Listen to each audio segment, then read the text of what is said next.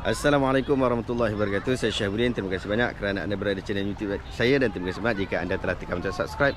Kalau belum tekan butang kanan, tekan butang itu sekarang. Jika ada video-video yang bermanfaat, insya-Allah akan di feed YouTube anda. Sebelum kita sembang panjang, kita terjun dulu. Nak pergi ke mana? Kita pergi sini. Kita terjun dulu Kita dekat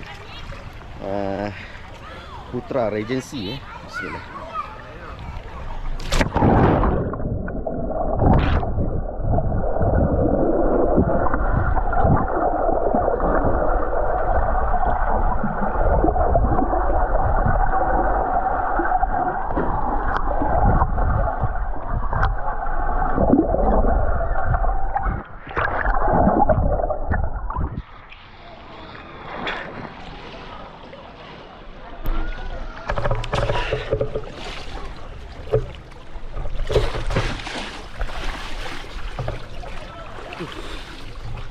Okey, baik.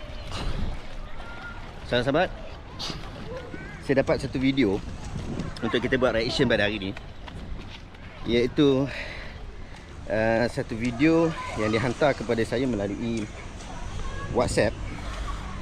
Mereka bertanya tentang isu ni. Jom kita tengok video berkenaan sama-sama. Yang saya nak beri peringatan pada orang puan muslimat,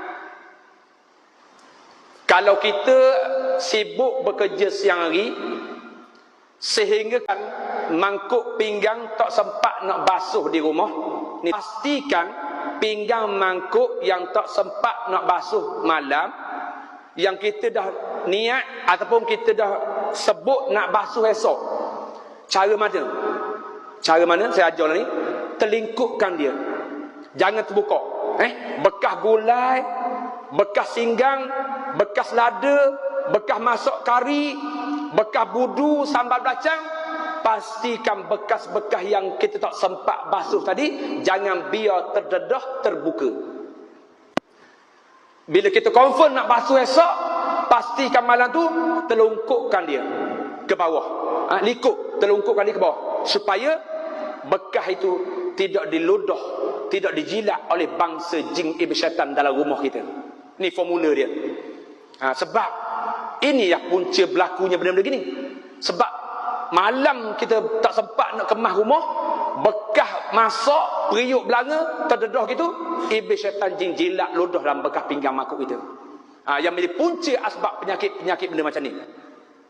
Dan orang puan juga tolong ingat, bila kain baju di jemuran, jangan sampai maghrib berlalu belum angkat.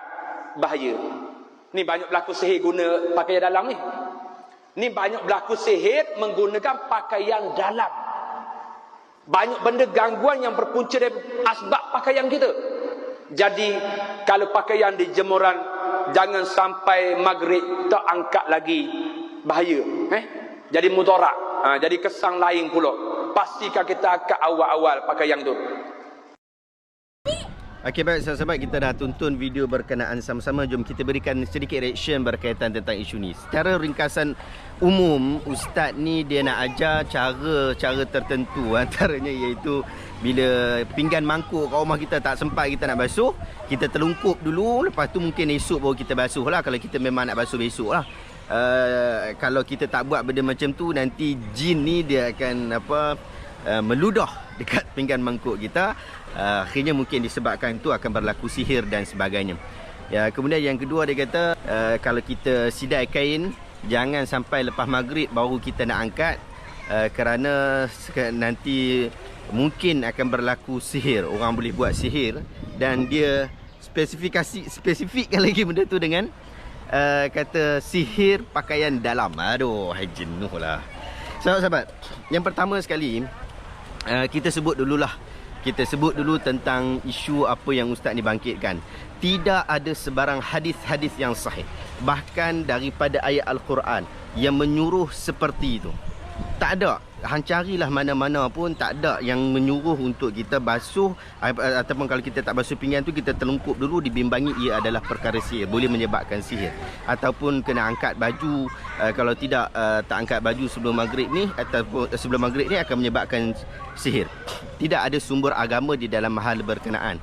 Tetapi malangnya sahabat-sahabat, apabila ustaz-ustaz, penceramah, agamawan, da'i, pendakwah, mereka ini mengajar di masjid dan juga di surau, orang akan beranggapan bahawa itulah yang diajarkan oleh agama Islam, itulah yang diajarkan oleh Nabi SAW. Itulah yang menjadi panduan yang mesti kita ikut kerana ia akan mendekatkan diri kita dengan Allah Azza wa Jalla. Itulah yang orang faham. Saya ingat dahulu waktu saya mula balik dari Mesir, kemudian mula mengajar, baru mula nak aktif mengajar dekat Masjid Surau waktu tu.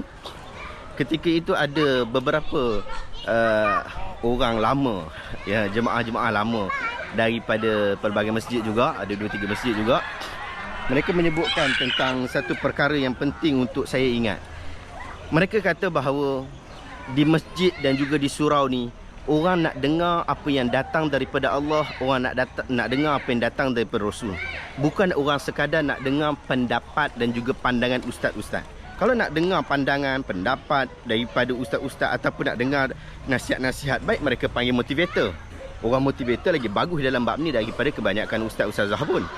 Tapi orang panggil ustaz dan ustazah tu dengan maksud tertentu, dengan maksud untuk mengenali agama, nak ikut Nabi SAW, nak ikut ajaran yang dibawa oleh Nabi SAW, nak ambil ilmu yang ditinggalkan oleh Nabi SAW. Sebab akhirnya tujuan orang yang pergi masjid dan pergi surau ni nak dekatkan diri kepada Allah Ta'ala. Allah Ta'ala sebut dalam surah Ali Imran, "Qul in kuntum tuhibbunallaha fattabi'uni yuhibbukumullah wa yaghfir lakum dzunubakum." Kalau benar kamu cintakan Allah, ikut Nabi SAW. Allah Ta'ala akan sayang kamu, Allah Ta'ala akan ampunkan segala dosa-dosa kamu. Itu yang orang yang pergi masjid dan surau nak dengar. Bukan satu perkara yang tidak ada nas, tidak ada sandaran, bahkan terhadap perkara gaib yang tidak wujud dalam Quran dan Sunnah. Itu pertama.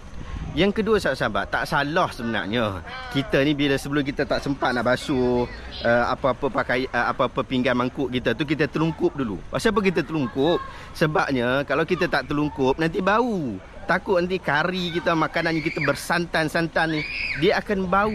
Jadi daripada kita bau, lebih baik kita telungkupkan, dengan maksud kita buang dia punya sisa-sisa dalam tu, tinggal pinggan dan mangkuk itu sahaja, esok kita basuh. Yang tu tak ada masalah lah.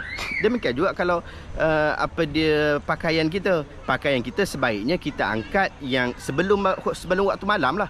Sebab waktu malam ni tersebarnya banyak kuman-kuman. Jadi kalau kita kata sebut macam tu tak ada masalah. Tetapi kita ni kadang lebih-lebih.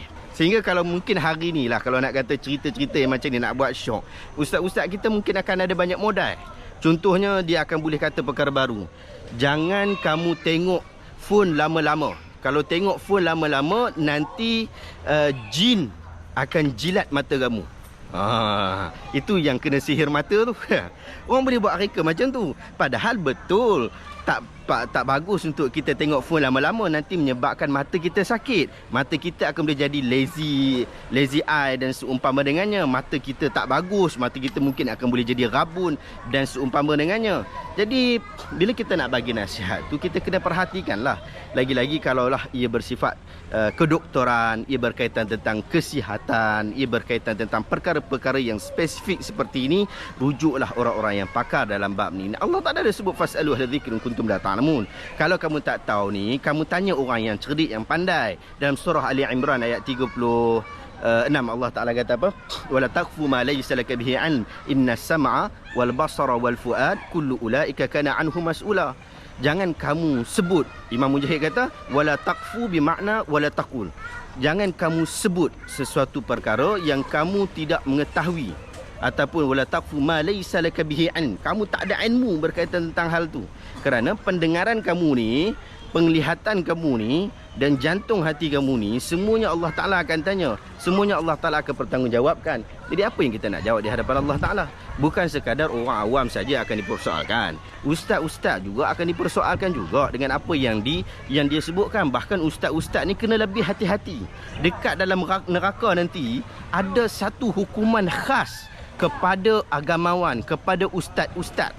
So kena hati-hati dalam hal ni. Wallahu ta'ala alam. Saya cadangkan kita semua, saya dan juga anda juga, untuk dapatkan satu buku tulisan daripada Ibn Jauzi. Buku tu tajuk dia Perangkap Iblis. buku yang cukup bagus. Dia bukan cerita tentang perangkap iblis kepada golongan maksiat.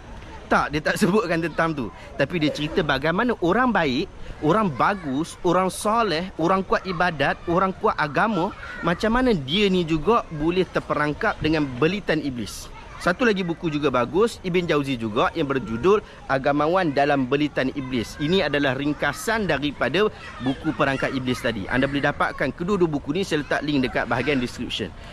Dan saya nak ajak juga anda untuk dapatkan buku Sahih Al-Bukhari, yang mana buku Sahih Bukhari ini telah kita terjemahkan untuk kita edarkan di seluruh Malaysia. Jadi sahabat-sahabat yang berminat untuk dapatkan buku Sahih Bukhari, link juga saya letakkan dekat bawah. Sahabat-sahabat, baru kita ni dapat hidup dalam masyarakat yang membiasakan dengan fakta-fakta yang benar dan sahih daripada apa yang dibawa oleh agama. Terima kasih banyak sahabat-sahabat. Adakah anda rasa video hari ini bermanfaat? Jika anda rasa video hari ini bermanfaat, tekan butang share. Semoga orang lain juga mendapat manfaat yang sama. Terima kasih banyak. Assalamualaikum warahmatullahi wabarakatuh.